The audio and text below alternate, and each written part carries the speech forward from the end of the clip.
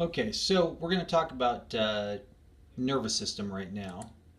And when we get through these areas, the main areas that we're going to be doing is talking about cellular organization, neuron function, neural communication, going over not only the central nervous system, but the peripheral nervous system as well.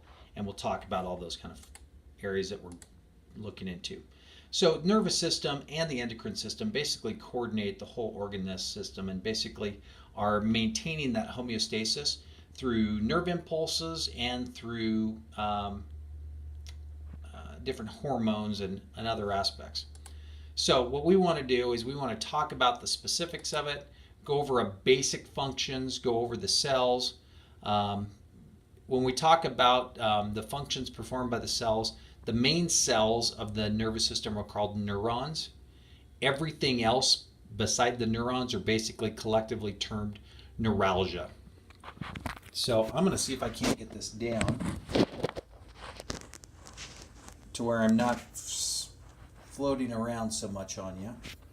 And I'm going to back this up to here.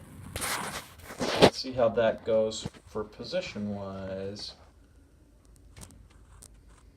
Let's see if I can catch everything. So again, the main body of the cell is called the neuron. Everything else is called the neuralgia. So two major divisions that we're going to be looking at, the CNS, the central nervous system, and the peripheral nervous system. Pretty easy to go. The central nervous system is basically the brain and the spinal cord. That's for everything from the meninges covers and is bathed in there.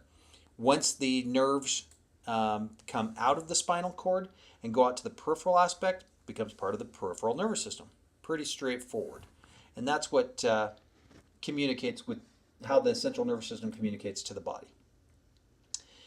It communicates through different receptors, whether we have pressure receptors, baroreceptors, wherever we go through. Any type of communication that is going from a receptor to the central nervous system is called the afferent.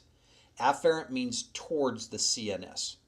Whereas once the CNS has received this, it goes through an efferent system, and an efferent system goes back to the peripheral nervous system.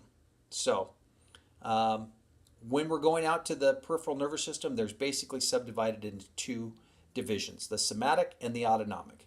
So you got to think the autonomic is automatic, is the easy way to look at it. So the autonomic is going to go to our smooth muscles type systems, our viscera, because it's automatic. Whereas our somatic is going to go to more of our skeletal muscles because those are voluntary.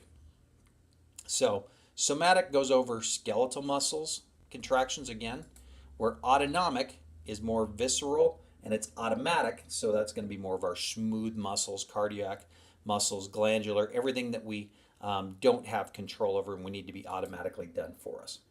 That's going to go to our visceral area. And then of the autonomic, we have two type of divisions that it's going to be. The sympathetic and the parasympathetic. So pretty straightforward again, thinking of what we're going to be doing. So here's just that overlay of it, the central nervous system. So again, anything from the periphery coming up to the central nervous system is going to be the afferent system.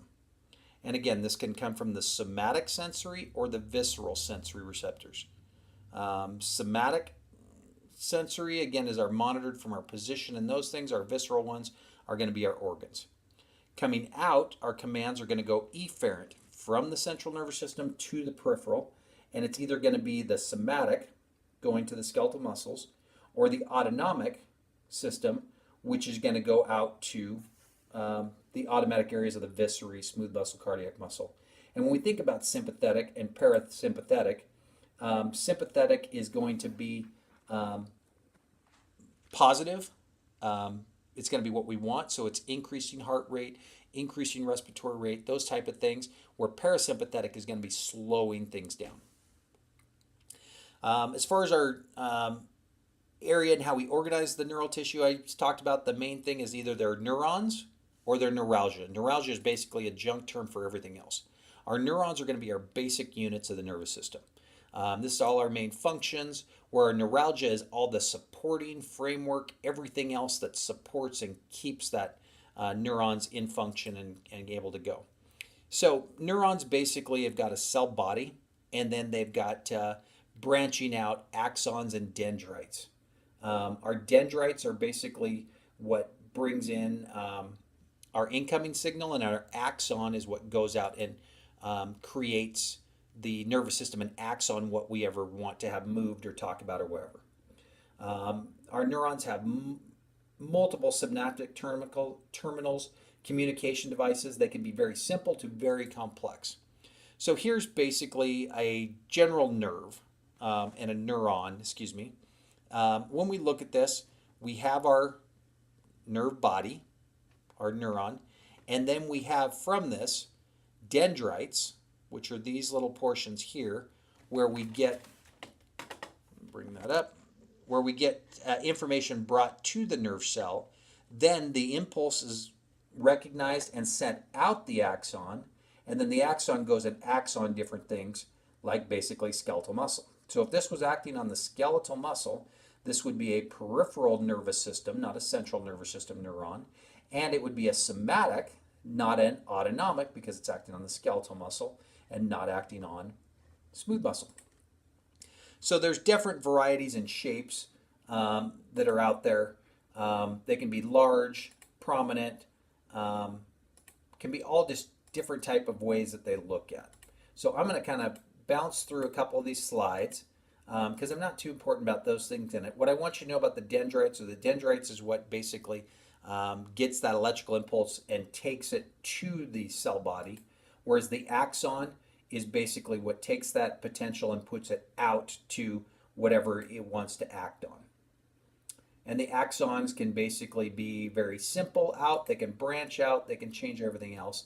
And that synaptic terminal is that ending point where basically it releases acetylcholine or other type of agents. We'll talk about acetylcholine mostly. And so we can get our communication to whatever we want to work on. Main different structures that we're going to see with the neuron, there's multipolar, unipolar, and bipolar as far as the neurons. So here's a multipolar neuron. Basically, we have the cell body, we have dendrites coming in, and on this side, we've got multiple axons splitting off. So it can act on, one cell body can act on multiple different sites. Unipolar, again, not that common that we're going to see, but basically we have dendrites that come in. The cell body is technically just off the axon. It can still receive it and still come down, and then have multiple axons as well. This one we're going to see more commonly in the peripheral nervous system, and it brings sensation and other aspects in there. Whereas that multipolar was mostly in the CNS, the central nervous system. And then bipolar, again, these are going to be in different areas that we're going to see. We're not going to see many cases of those, but this basically has dendrites coming in, and basically it's almost like a single in, single out, even though they do split up. So those are the kind of main ones out there. Different functions are going to be sensory, motor, and then interneurons are basically neurons that act on each other neurons themselves. So sensory neurons, pretty simple. They're going to get the area from a receptor, and then they're going to bring that back to the cell body. They're going to detect what it is. Was it a somatic sensory receptor, basically telling position, balance, all those things, or was it a visceral, talking about the organs and how they're doing? Once it detects that and brings it out there, it's going to come back, get the response to the nerve itself, and then it's going to go and do an action as whatever it needs to do. So, and we kind of talked about these here, so I'm going to scoop on here. So neuralgia, again, neuralgia is everything else. It's also referred to as glial cells, but it's anything that's not the nerve bodies. There we have central nervous system glial cells or neuralgia and peripheral nervous system, and they're slightly different. We'll talk about those. So we have what's called astrocytes, oligodendrocytes, microglia, and ependymal cells. Our astrocytes, again, these are the most common ones. These secrete a chemical. They basically help with the blood-brain barrier, and it keeps that central nervous system isolated from the general aspect to keep from infections and other things from causing there. They're our main framework. They do repairs and they keep the nerve tissue in place. The oligodendrocytes, these basically will form almost an insulation around the nerve sheaths themselves. So it forms basically a sheath called myelin. And what myelin does is it wraps around in these segments, and I'm going to come down here. Well, we're going to go back in a minute, but it basically will go out, wrap around the cells, and it helps the conduction go faster from here. Other cells, the ependymal cells, they produce the cerebral spinal fluid that bathes everything in. So here's a big area of where we kind of see that. So here's our neurons in our bodies. Our microglia cell basically helps support the framework and helps repair some aspects here. Same with our astrocytes. They're also forming these framework, holding everything together and help with repair. These oligodendrocytes, you can see, basically form this insulation around the axons themselves that wrap around it. And these little sections right here, where it's in between those areas, you can see the little exposure of the axon. That's what's called a node of Ranvier. And basically, so the signal can jump. So a nerve that's myelinated, the nerve impulse moves multiple times faster than an unmyelinated nerve cell. And so especially central nervous system, we want a lot of these areas so that we can get that quick migration of the sensory impulse that we want to have. And those ependymal cells up here basically form the blood-brain barrier. And that basically keeps other cells or any infection from coming from that area, or tries to as much as possible. When we're dealing with the peripheral nervous system, our two type of things are satellite cells and Schwann cells. Satellite cells basically are similar to the astrocytes in the bit they form the framework and help with repair, where our Schwann cells are very similar to the oligodendrocytes, where they myelinate segments of the axon so they can have it basically bounce. So here's the nodes of Ranvier, and it's the spots in between here. So electrical impulse down a myelinated nerve moves much faster, 5 to 10 times faster, maybe even more in cases, down a myelinated nerve than an unmyelinated nerve. All right. So when we're dealing with the central nervous system out there, and we're looking at gray matter and white matter, we always talk about gray matter is what matters. That's our nerve body, where our white matter are all those myelinated nerves. So when we're talking about gray matter and brain, those are the main nerve cells in our thinking process, where the white matter is the axons going up. So that's how we kind of refer that came to. And we went back in here. So let me come back to figure out why we shut off here. So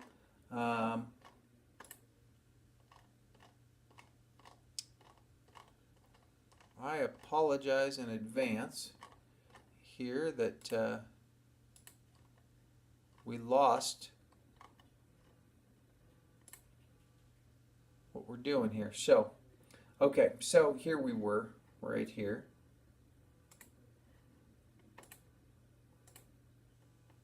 Okay, and then we talked about the white matter and the pathway. So here's that area of how things come down and work as well. So when we're down in the central nervous system and we get an impulse in the cortex, it will come down our pathways. There's actually a cross in the nervous system. So everything on the right side of your brain will actually affect the left side of your body, and everything in the left side of your brain, when it crosses down up in the spinal cord, will actually cross and come out and affects your left side of the body. So that's just kind of an area we kind of talk about with that. So when we're talking about nerve function, we're talking about how the nerves and that works on the body, and we're talking about transmitting a action potential, which that basically is done through millivolts and amps.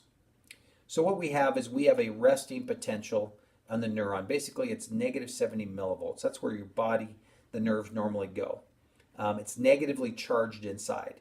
When we get a signal that comes and releases and it opens up these positive ion channels, remember I talked in another lecture about acetylcholine. Acetylcholine will bind to these channels and it allows sodium to come inside. Then it'll make this positive and that'll spike and that will cause a reaction. Opens up those channels and then we start to get an electrical impulse. And so that's where I'm going here. So that stimuli will affect the brain,